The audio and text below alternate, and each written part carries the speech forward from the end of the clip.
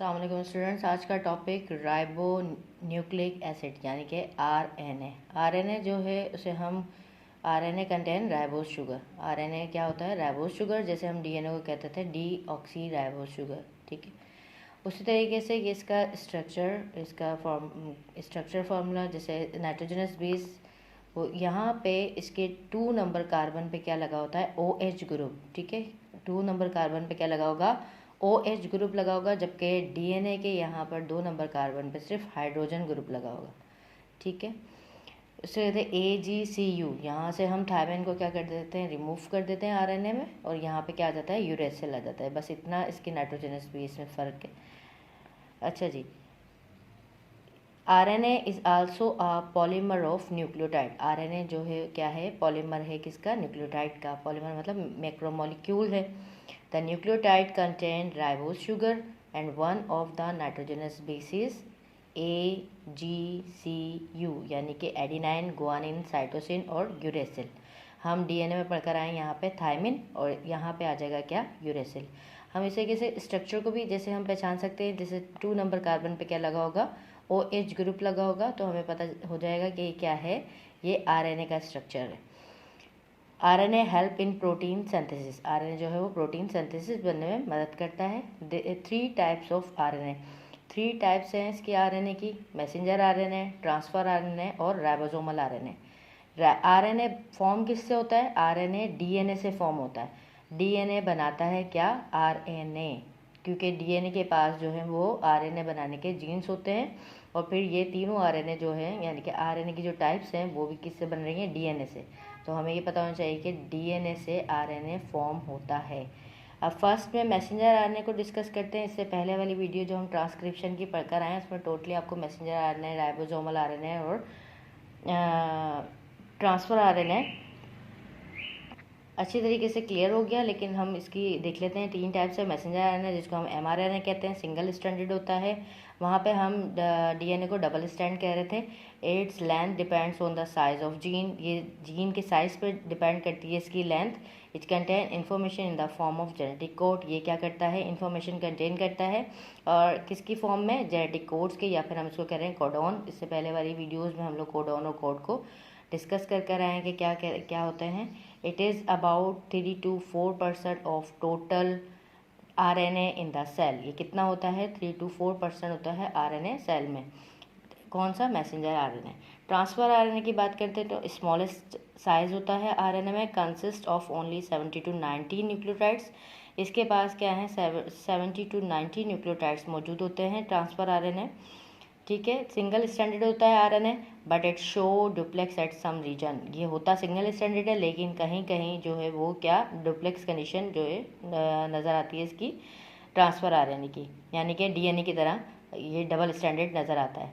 It transfer related amino acid. ये क्या करता है भाई? ट्रांसफर रिलेटेड अमाइनो एसिड बनाने के में हेल्प करता है आपका, क्योंकि एंटीकोडोन जो है वो किसके ऊपर थे? हमने लास्ट टाइम वीडियो में पढ़ा था ट्रांसक्रिप्शन में और ट्रांसलेशन के टॉपिक में, कि वो ट्रांसफ़र आरएनए के जो नीचे थे वो क्या लगे हुए थे? एंटीकोडोन, जो मैसेंजर आरएनए के कोडोन से क्या कर रहे थे?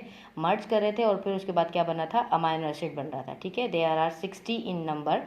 कितने नंबर्स होते हैं इनके? 16 नंबर होते हैं। वाइल ह्यूमन सेल में contain only 45 different types of transfer RNA, और ये 45 डिफरेंट टाइप्स के होते हैं ट्रांसफ़र आरएनए। ठीक है, it is about 10 to 20% of total RNA.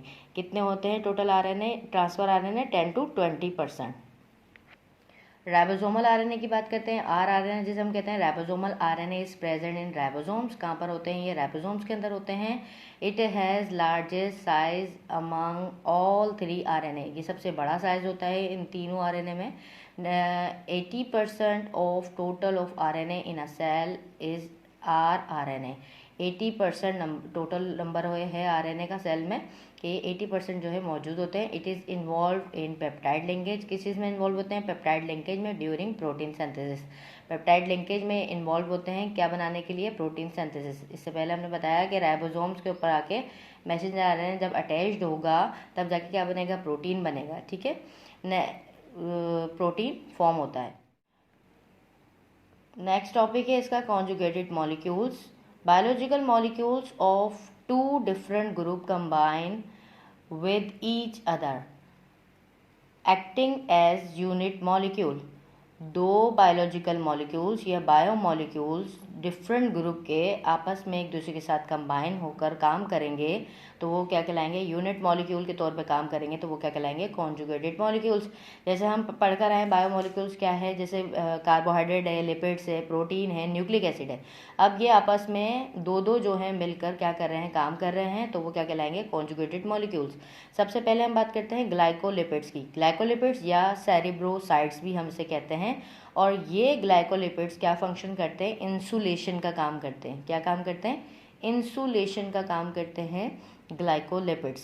Glycolipids किससे फॉर्म हो रहे हैं, लिपिड्स और कार्बोहाइड्रेट्स मिलकर काम करते हैं, एक जगह फॉर्म है और दोनों अपना एक यूनिट मॉलिक्यूल बना के काम कर रहे हैं तो वो क्या कहलाते हैं, ग्लाइकोलिपिड्स कहलाते हैं। Present in white matter of brain. Brain में हमारे दो मैटर्स मौजूद हैं, ग्रे मैटर और वाइट मैटर। उसी तरीके से ये वाइट मैटर के अंदर प्रेजेंट होते हैं glycolipids. And myelin sheath of nerve fibres, और ये जो माइलिन शीट्स है उसके ऊपर भी नर्व फाइबर की प्रेजेंट होते हैं। माइलिन शीट किसके ऊपर होती है, न्यूरॉन्स के ऊपर जो है वो माइलिन शीट्स होती है। जिस तरीके से ये डायग्राम आपको नजर आ रही है, ये डायग्राम किसकी है, न्यूरॉन्स की है। 3 न्यूरॉन्स मौजूद हैं यहाँ पे, ये देखें कौन से न्यूरॉन है, ये मोटर न्यूरॉन है, सेंसरी न्यूरॉन है और इंटर न्यूरॉन है। ठीक है, अब ये जो शीट नजर आ रही है ना, इसकी कवरिंग नजर आ रही है, जैसे यहाँ पे लिखा हुआ माइलिन शीट। ठीक, तो ये माइलिन शीट के ऊपर क्या चीज़ मौजूद है, ग्लाइकोलिपिड्स मौजूद होते हैं। ठीक है, जो उसको इंसुलेशन का काम करते हैं। उसके अलावा they are found in the inner membrane of chloroplast, और ये क्लोरोप्लास्ट की इनर मेम्ब्रेन पे भी प्रेजेंट है ग्लाइकोलिपिड्स। अब ग्लाइकोप्रोटीन की बात करें, ग्लाइकोप्रोटीन क्या है, ग्लाइकोप्रोटीन किससे फॉर्म हो रहे हैं, पहले हम इसको कहते हैं क्या, कि सेल आइडेंटिफिकेशन का काम करते हैं। ठीक है, या फिर हम इनको क्या कहते हैं, म्यूकॉइड। जैसे हम यहाँ पे ग्लाइकोलिपिड्स को सेरिब्रोसाइट्स कह रहे थे, क्योंकि क्या कहाँ मौजूद है भाई, ब्रेन में मौजूद है ना, तो सेरिब्रोसाइट्स भी हम इसे कहते हैं। ग्लाइकोलिपिड्स को जो है हम ग्लाइकोप्रोटीन को जो है हम म्यूकॉइड्स भी कहते हैं। अब ये सेल आइडेंटिफिकेशन का काम करते हैं। म्यूकॉइड्स क्या है, म्यूकॉइड्स जो है ग्लैंड से जो सिक्रेशंस आती है ना, म्यूकस लाइक सिक्रेशन, तो वो क्या कहलाती हैं, म्यूकॉइड कहलाती हैं। ठीक है, ग्लैंड से सिक्रेशन आ रही है वो क्या कहलाती है, म्यूकॉइड कहलाती है। Most of the oligo and polysaccharides, ये ज़्यादातर किसके साथ अटैचमेंट होती है, ओलिगो और पॉलीसेक्राइड्स के साथ। अब ये देखें, ओलिगो और पॉलीसेक्राइड्स क्या हैं, कार्बोहाइड्रेट्स है ना, उसके साथ क्या मिल गया, प्रोटीन मिल गया, तो क्या हो गई, ग्लाइकोप्रोटीन। परफॉर्म फंक्शन क्या कर रही है, ट्रांसपोर्ट प्रोटीन का काम कर रही है। क्या फंक्शन है इनका, ट्रांसपोर्ट प्रोटीन का काम कर रही है। ट्रांसपोर्ट प्रोटीन क्या काम है इनका, ट्रांसपोर्ट प्रोटीन का। ट्रांसपोर्ट प्रोटीन अगर हम देखें तो transport protein are protein that transport substances across biological membrane. ठीक है, बायोलॉजिकल मेम्ब्रेन यानी कि जो हमारी सेल मेम्ब्रेन है ना, उसमें से क्या करवाती है, उसको मॉलिक्यूल्स को ट्रांसपोर्ट करने का काम भी किसका है, ग्लाइकोप्रोटीन का। एज अ रिसेप्टर फंक्शन कर रही है। रिसेप्टर्स क्या है, glycoprotein act as receptor, receive information from the body. ठीक है, एज अ रिसेप्टर भी काम कर रही है और फिर उसको इन्फॉर्मेशन दे रही है बॉडी को। उसके अलावा antigen of blood group, antigen of blood group, antigen क्या है भाई, एंटीजन आरबीसीज के सरफेस पर लगे होते हैं। ठीक है, वो क्या काम करते हैं, वो ग्लाइकोप्रोटीन होते हैं। एंटीजन को हम क्या कहते हैं, ग्लाइकोप्रोटीन कहते हैं। और एंटीजन का फंक्शन क्या है, डिटरमाइन करते हैं किसको, ब्लड की टाइप को, कि ए है, ए बी है, ओ है। तो इसी तरीके से एंटीजन का फंक्शन ये है। उसके बाद लिखा हुआ it is one of the part of egg albumin and gonadotropin hormone. ये किसका पार्ट है, एल्ब्यूमिन का भी पार्ट है। तकरीबन कितने %, एल्ब्यूमिन के अंदर 4% जो है वो ग्लाइकोप्रोटीन मौजूद होता है। एग वाइट जिसे हम कहते हैं ना, उसके अंदर क्या होता है, ग्लाइकोप्रोटीन मौजूद है। और दूसरा कौन सा हार्मोन है, गोनेडोट्रोपिन हार्मोन। यानी कि ये गोनेडोट्रोपिन हार्मोन कहाँ से आ रहे हैं, गोनेड से आ रहे हैं। और ये दो हैं इसके अंदर, LH और FSH। LH क्या है, ल्यूटिलाइजिंग हार्मोन, और FSH क्या है, फॉलिकल स्टिमुलेटिंग हार्मोन। इन दोनों हार्मोन्स को हम कहते हैं गोनेडोट्रोपिन हार्मोन। ये यहाँ पे भी क्या चीज़ मौजूद है, ये चीज़ भी किससे फॉर्म हो रही है, ये ग्लाइकोप्रोटीन से फॉर्म हो रही है। नेक्स्ट लिपोप्रोटीन की बात कर रहे हैं। इसकी जो थर्ड टाइप है लिपोप्रोटीन, ये क्या फंक्शन करती है, ट्रांसपोर्टेशन का काम करती है। लिपोप्रोटीन हमेशा ब्लड प्लाज्मा में क्या काम करती है, ट्रांसपोर्टेशन का काम करती है। क्योंकि पानी और लिपिड्स की नहीं बनती, तो इसलिए लिपिड्स के ऊपर जो है वो प्रोटीन की लेयर चढ़ जाती है, और फिर जो भी वाटर के मॉलिक्यूल्स या ब्लड प्लाज्मा इसके ऊपर बैठ के प्रोटीन के, और फिर वो सेल के अंदर आराम से जो है वो मूव होता है, उसके मॉलिक्यूल्स आराम से सेल के अंदर चले जाते हैं। ठीक है, तो लिपिड्स और प्रोटीन मिलके काम करेंगे, वो क्या कहलाएंगे, लिपोप्रोटीन कहलाएंगे। ट्रांसपोर्टेशन फंक्शन है इसका, help in the transportation of lipids in blood plasma, blood plasma में के ट्रांसपोर्टेशन के लिए जो है वो हेल्प होता है। They also occur as component of membrane of mitochondria, mitochondria की जो मेम्ब्रेन है वो भी लिपोप्रोटीन से बनती है। एंडोप्लाज्मिक रेटिक्यूलम भी लिपोप्रोटीन से बन रहा है। न्यूक्लियस है, एग यॉक, एग यॉक के अंदर भी क्या चीज़ मौजूद है, लिपोप्रोटीन मौजूद है। एंड क्लोरोप्लास्ट मेम्ब्रेन, क्लोरोप्लास्ट के जो इनर मेम्ब्रेन है वो भी क्या किस चीज़ से बनी हुई है, वो लिपोप्रोटीन से। जैसे हम जो इससे पहले वाला, सबसे पहले जो हम पढ़कर आए हैं ग्लाइकोलिपिड्स, अब वो किससे फॉर्म हो रहा था, वो इनर मेम्ब्रेन था, और यहाँ पे क्या है, आउटर मेम्ब्रेन है क्लोरोप्लास्ट की, वो किससे बनी हुई है, लिपोप्रोटीन से। सेल मेम्ब्रेन के पास भी जो है वो किससे बनी होती है, लिपोप्रोटीन से।